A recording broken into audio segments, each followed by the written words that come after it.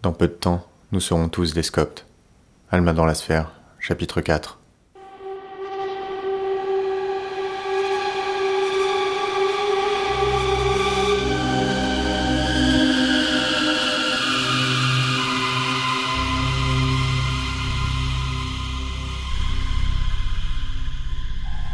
Tadeusz Talio s'approche de la machine à café. Comme chaque matin, Sokol et Marius Metuchy sont appuyés sur le manche debout. « Quelle nouvelle du front, Sokol ?» Sokol de répondre.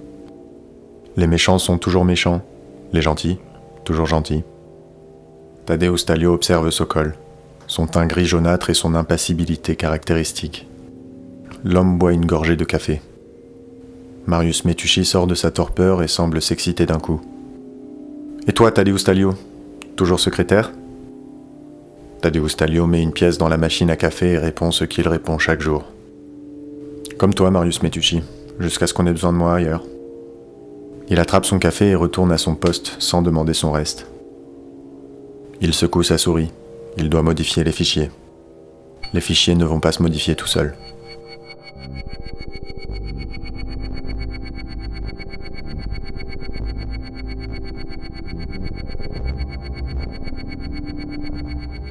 Au bout de 2 heures à taper sur son clavier, il décide de partir à la cafétéria, avant l'heure préférée par les employés du secrétariat général.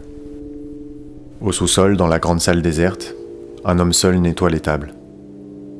Lorsque Tadeusz Talio le dépasse pour se faire servir un peu de bouillie, celui-ci l'interpelle, sans lever le nez. « Vous êtes bien en avance, la pitance ne sera servie que dans 1 heure. Revenez plus tard au lieu de l'embiner. » Tadeusz Talio lève un sourcil en l'observant. L'homme, imperturbable, continue le mouvement circulaire avec son chiffon. Au bout d'1 minute, Tadeusz se dit que cette table doit être désormais impeccable. L'homme continue, frottant sans discontinuer ce qui semble être une surface parfaitement propre. Au bout d'un long moment, il se redresse, passe à côté de lui et s'attaque à une nouvelle table. Tadeusz Talio lit le texte écrit au-dessus de la double porte d'entrée. Pas de sang versé, pas de pardon.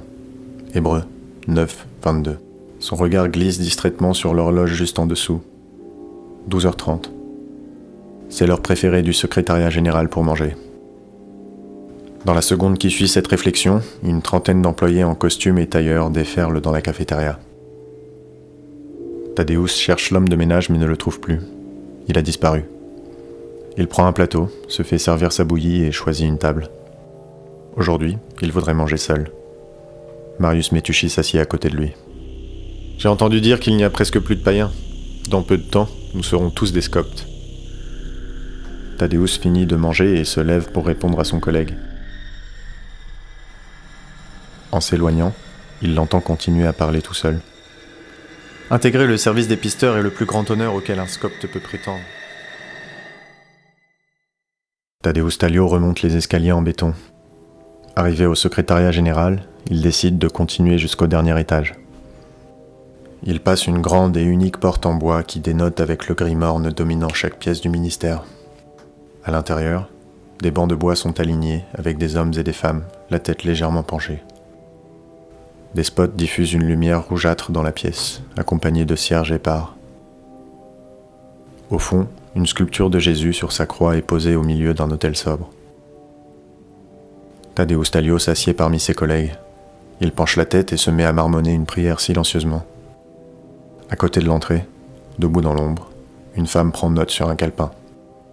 Tadeusz Talio, comme chaque Scopte, doit prouver sa dévotion en priant à la chapelle au moins 3 fois par semaine, de manière individuelle. Alors il s'exécute, religieusement. Les rumeurs des châtiments du service divin sont toujours dans un coin de son esprit. Personne ne manque jamais à son devoir. Le service divin observe. Il ne rate rien.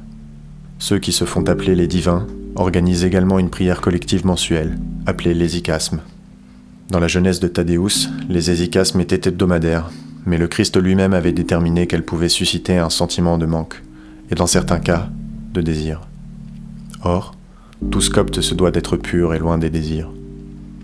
Alors, les derniers dimanches du mois, tous les agents du ministère se réunissent dans la salle de prière, et chaque Scopte de Tirana dans les églises, et chacun est heureux, trépignant, impatient de se donner au Christ, à la masse collective, pendant 3, parfois 4 heures, et quand c'est terminé, chacun se regarde, les yeux débordants d'émotion, leur peau jaunâtre ruisselant de sueur.